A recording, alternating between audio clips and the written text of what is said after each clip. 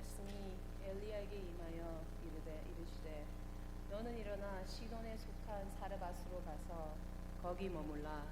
내가 그곳 가부에게 명령하여 내게 음식을 주게 하였느니라. 그가 일어나 사르밧으로 가서 성문에 이를 때에 한 가부가 그곳에서 나뭇가지를 줍는지라. 이에 불러 이르되 청하건대 그릇에 물을 조금 가져다가 내가 마시게 하라. 그가 가지러 갈 때에 엘리야가 그를 불러 이르되 청하건대 내 손에 떡 한 조각을 내게로 가져오라.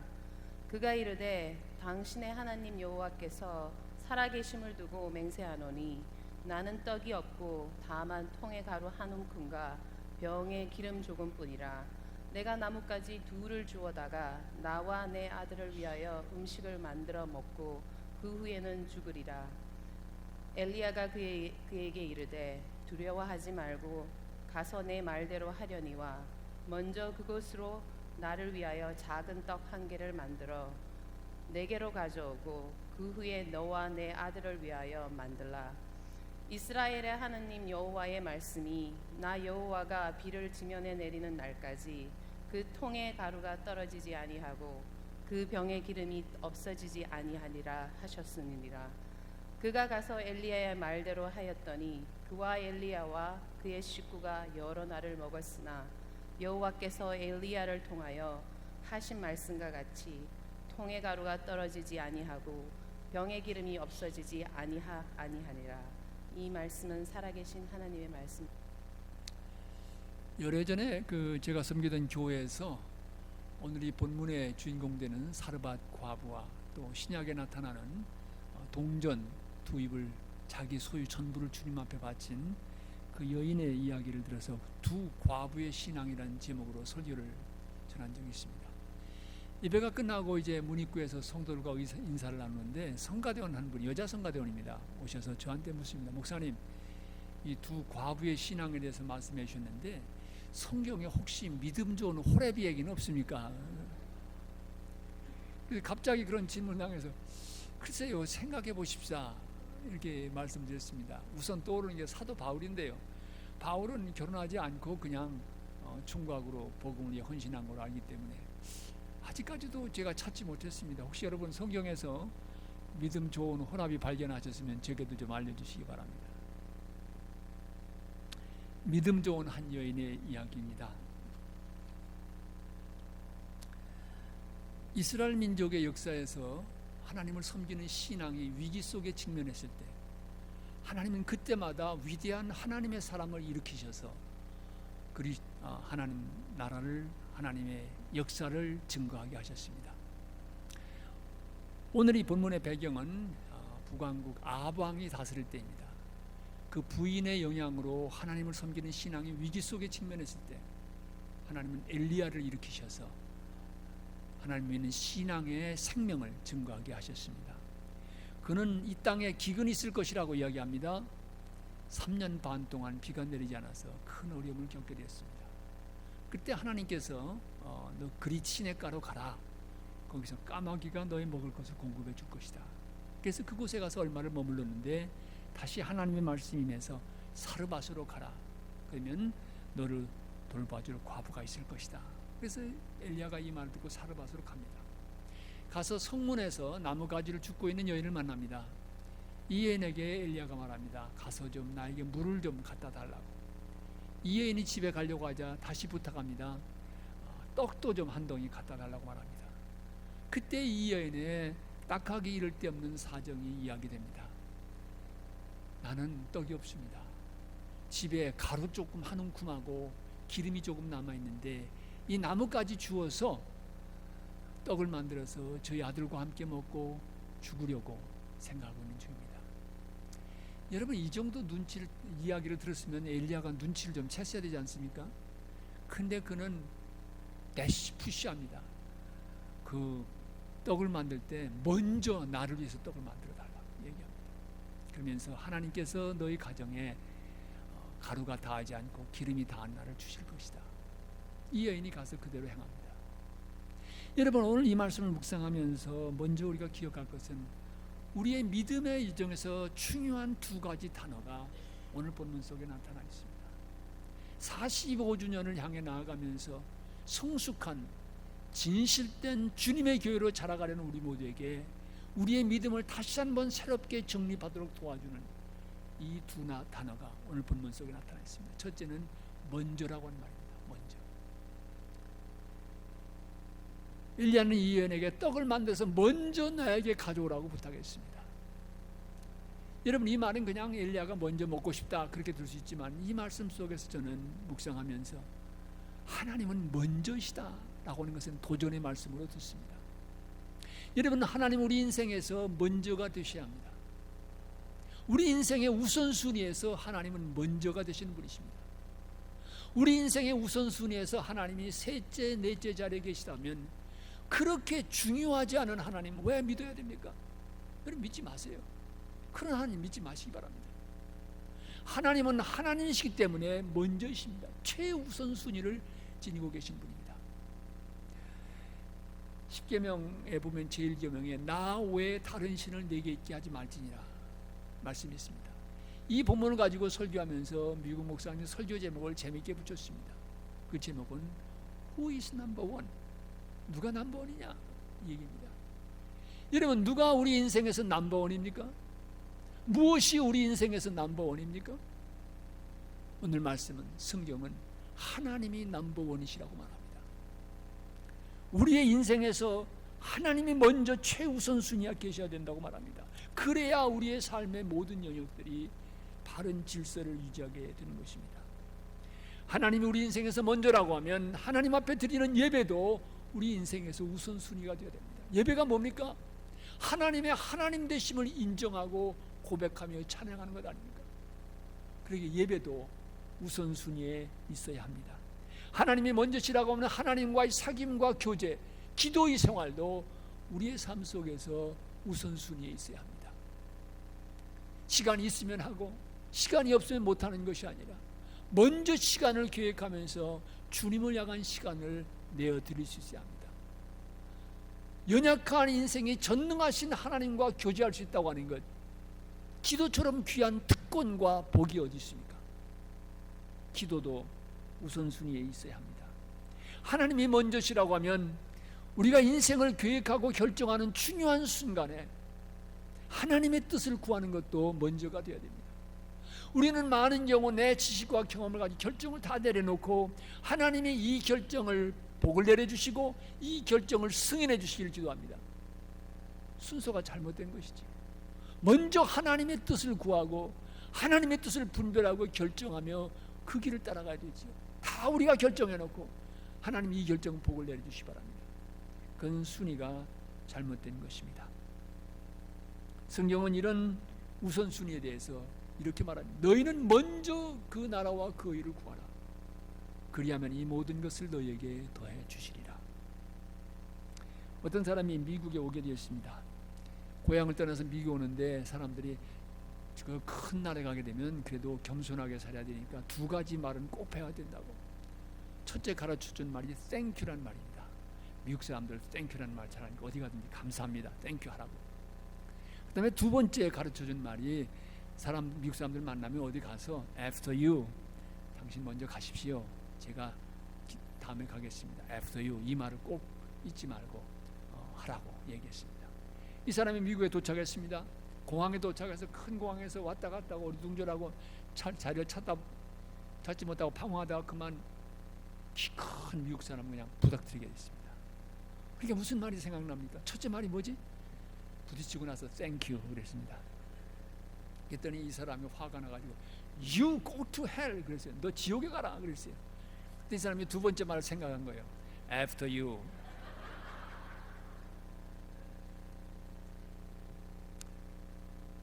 그러면 우리의 믿음 생활에서 우리가 주님 앞에 고백해야 될 건요. 주님, after you. 주님 먼저 가십시오. 주님 따라가겠습니다. 주님 생각 쫓겠습니다. 이것이 우리의 고백이 되어야 됩니다. 주님이 먼저가 되셔야 돼요. 그 고백이 바로 after you, 주님, 거기에 담겨져 있는 것입니다. 이어서 우리의 믿음 생활에 도전이 되는 또 하나의 중요한 단어가 있습니다. 그것은 전부라고 하는 말입니다. 여러분, 엘리야가 이 여인에게 한 움큼 남아있는 그 가루와 기름 가지고 먼저 자기를 위해 빵을 만들어 달라고 말합니다. 어쩌면 그것은 그 여인이 가지고 있는 전부였습니다. 그 전부를 사랑하는 아들과 자기를 위해 쓰려고 하는데 엘리야는 나를 위해 써달라고 말합니다. 무슨 얘기입니까? 우리의 인생에서 전부가, 모든 영역이 하나님의 다스리심과 지배 아래에 있어야 된다고 하는 말입니다. 많은 사람들이 믿음을 생각할 때 그것은 우리 인생의 한 부분으로 생각합니다. 사회생활이 있고, 가정생활이 있고, 개인생활이 있고, 직장생활이 있고 다 있는데, 이 파이의 한 조각처럼 교회생활, 믿음생활도 이 삶의 한 부분으로만 생각합니다. 이거는 믿음에 대한 잘못된 일입니다.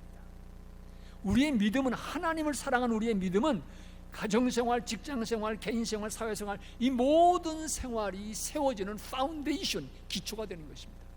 그 기초 위에, 그 믿음 위에 우리의 삶을 세우는 것입니다. 그렇기 때문에 하나님으로부터 도망갈 수 있는 길은 없습니다.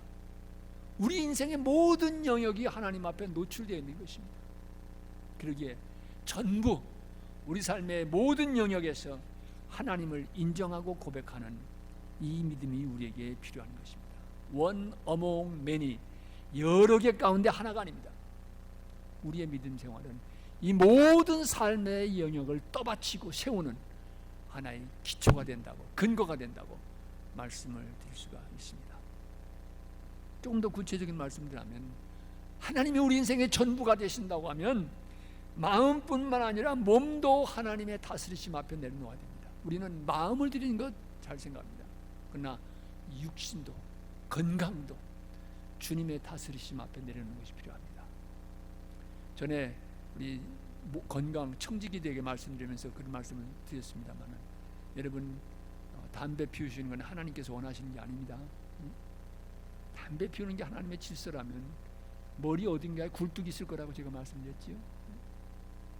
여러분, 왜 자기 돈 내고 건강 해치고 비싼 인슈런스 프리미엄 물고, 이게 뭡니까? 우리 몸은 성령이 거하시는 전이라고 했습니다. 건강하게 관리하는 것, 건강한 음식 먹고 건강한 습관 세워가는 것 중요합니다. 전부라고 하면 영적인 영역뿐만 아니라 물질의 영역에서도 하나는 경우 교회에서 돈 얘기하지 말라고 말합니다. 그러나 그렇지 않습니다. 물질적인 이 세대 속에서 어떻게 하면 그리스도인들이 바른 재정생활을 할 수 있는지 교회는 가르치고 증거해야 됩니다. 예수님께서도 그 가르치심 속에서 돈에 대해서 가르치는 뜻밖에도 많이 있습니다. 복음서를 여러분 읽어보시기 바랍니다. 많은 부분이 재물에 대한 교훈으로 채워져 있습니다. 우리 감리교회 유명한 우리 존 웨슬리 목사님의 설교가 있죠. On Money, 돈에 관한 설교에서 목사님은 세 가지를 말합니다. Gain all you can, 할 수 있는 대로 열심히 버십시오. Save all you can, 할 수 있는 대로 저축하십시오. 그 다음에 Give all you can, 할 수 있는 대로 나눠 주십시오. 어느 목사님이 이걸 가지고 설교하니까 교인들이 Gain all you can, 그러니까 다 아멘 그러고 응답하는, Save all you can, 아멘 그러고 응답했어요. 근데 세 번째 Give all you can, 그러니까 아까운 설교 버렸네. 세 번째가 중요하지요. 전부라고 하면 우리 영적인 영역뿐만 아니라 물질의 영역에서도 하나님의 다스리심은 인정되고 존중되어야 합니다. 11조 생활을 율법이라고 말하는 분들이 있습니다. 그러나 저는 이 11조 생활이야말로 우리의 물질 생활에서, 재물 생활에서 하나님이 주인 되신다고 하는 신앙의 고백으로 중요한 요소를 갖는다고 저는 생각합니다. 물론 하나님께서 그렇게 바친 사람 복을 주겠다는 약속도 하셨습니다만, 더 중요한 것은 많은 경우 우리는 재정의 영역에는 하나님 출입 금지할 때가 많아요. 이 재정의 영역에도 주님이 옵니다. 주님이 주인 되십시오. 라는 고백의 이러한 고백으로 우리는 11조를 봉헌하는 것입니다. 전부시라고 하면 입술만이 아니라 손과 발도 주님 앞에 드려야 됩니다. 예수 믿는 사람들이 많이 듣는 얘기가 뭡니까? 예수쟁이들 말은 잘해, 말도 잘해, 그러면 좀 난데, 말은 잘해 그러면 입만 살았다는 얘기 아닙니까? 오늘 전도를 가로막는 가장 큰 장애물이 뭡니까? 말만 잘하는 그리스도의 모습입니다. 그 때문에 저런 예수 믿는 게 저런 거라면 내가 왜 예수 믿어? 이렇게 나오는 거지. 입술만이 아니라 손과 발도 주님 앞에 드려야 됩니다. 교회 생활만 아니라 일상적인 삶도 드려야 합니다. 교회 생활하는 동안만 하나님 계시고 교회 문턱 났으면 하나님 떠나십니까? 하나님 바이바이 그리고 우리 돌아갑니까? 하나님의 품을 떠날 곳은 아무것도 없습니다.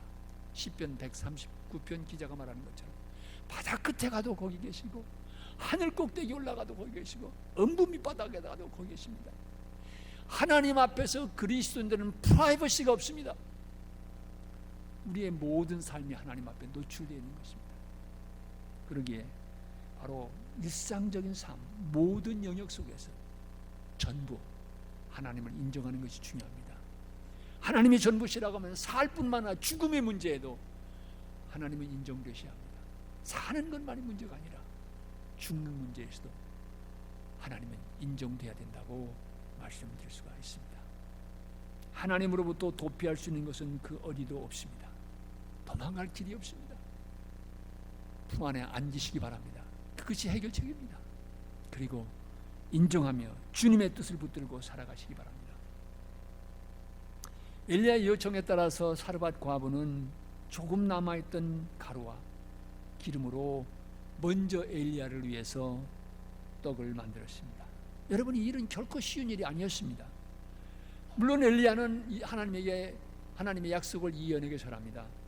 두려워 말고 순종하면 밀가루와 가루와 병의 기름이 끊어지지 않을 것이라고 약속의 말씀을 전합니다. 그러나 여러분, 이 일은 결코 쉬운 일이 아니었습니다. 이제 조금 남아있는 가루와 기름으로 배고픈 우리 아들, 그리고 내가 이 빈곤 문제를 해결하고 주가 될 것 같은데 이걸 먼저 엘리야에게 준다면 What about us? 우리는 어떻게 되는 건가? 우리의 미래는 어떻게 될 것인가? 그런 염려가 그 여인 안에 있었을 것입니다. 엘리야의 말은 바로 이 여인이 생각하고 있는 먼저와 전부를 바꿀 것을 요청하는 그런 도전의 말씀이었습니다. 사랑하는 성도 여러분, 오늘 우리 인생도 마찬가지입니다. 우리의 먼저와 전부를 바꾸는 일은 쉽지 않습니다.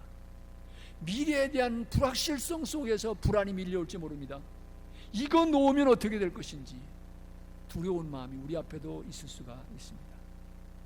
성경은 물론 먼저 하나님 나라와 그 일을 구하면 무엇을 먹을 것인지 마실 것인지 입을 것인지 다 주시겠다고 약속했지만 그 약속을 붙들고 내려놓는다는 것은 결코 쉬운 일이 아닙니다.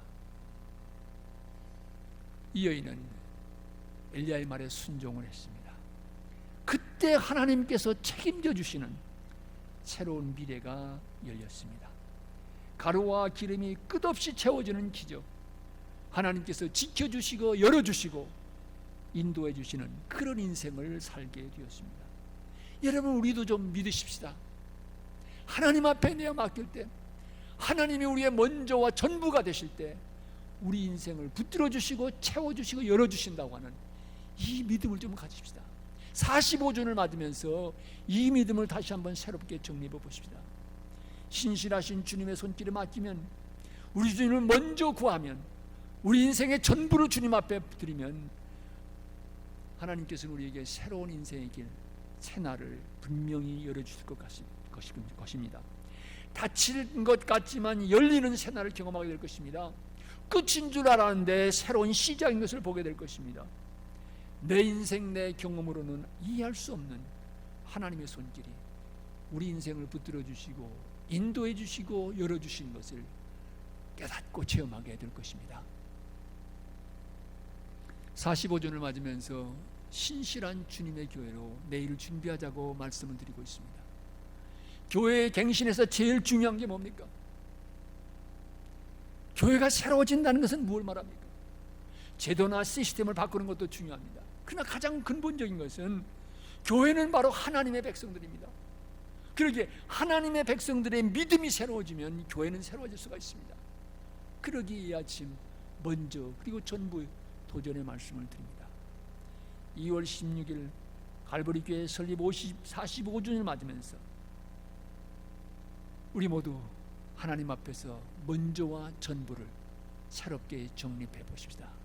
내가 오늘 어디에 와 있는지 돌이켜보면서 내가 오늘 붙들고 있는 것 이거 놓으면 불안하지만 이거 놓을 때 하나님이 붙들어 주시는 그런 기적의 삶이 우리의 삶 속에서 체험되어지기를 원합니다. 한 이야기 소개하면서 설교를 주려고 합니다.